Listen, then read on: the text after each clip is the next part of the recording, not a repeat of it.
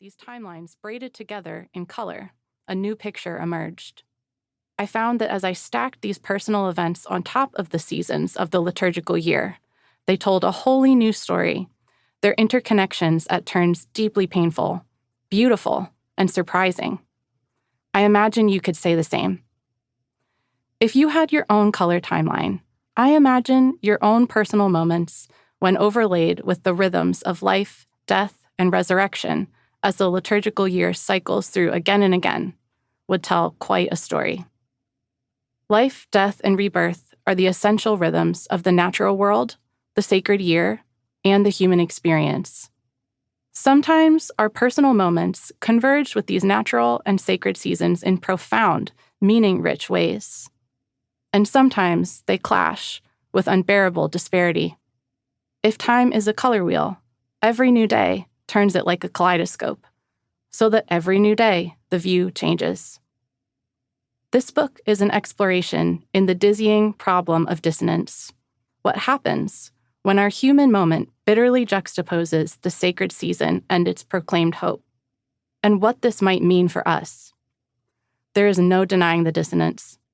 Yet there is also no denying that the story the sacred year reflects, of God becoming one of us, mirrors every facet of the human experience.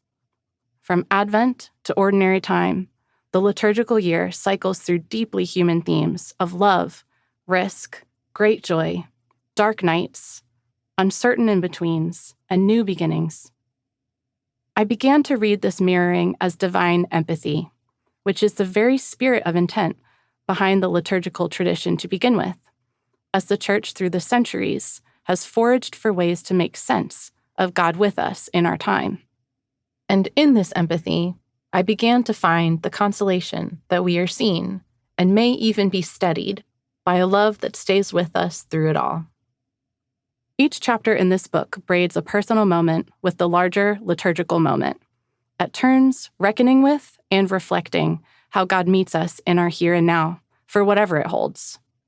I trust you have your own griefs, joys, and unsettled in-betweens, just as you have your own problem of dissonance. The particulars may look different. Mine are the experience of pregnancy and pregnancy loss, as well as the world-shaping pandemic, which for some may feel far removed now years later. But in our shared search for steadiness, I have come to believe the liturgical year can become both an empathizing mirror as well as an anchoring force. There are varied expressions of the Christian year across traditions, but the shared arc is its tracing of the major events in the life of Christ through our calendar today, inviting us into the practice of sacred time and its ultimate hope of life after death, even in and against the tragedies of mortal time. The liturgical year follows 7 primary movements through Christ's life as it converges with ours.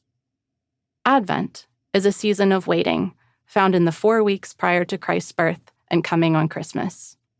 It is a season of expectation, with room for both joyful anticipation as well as longing punctuated by lament, as we recall Israel's cries for a Savior to come and deliver just as the prophets had promised.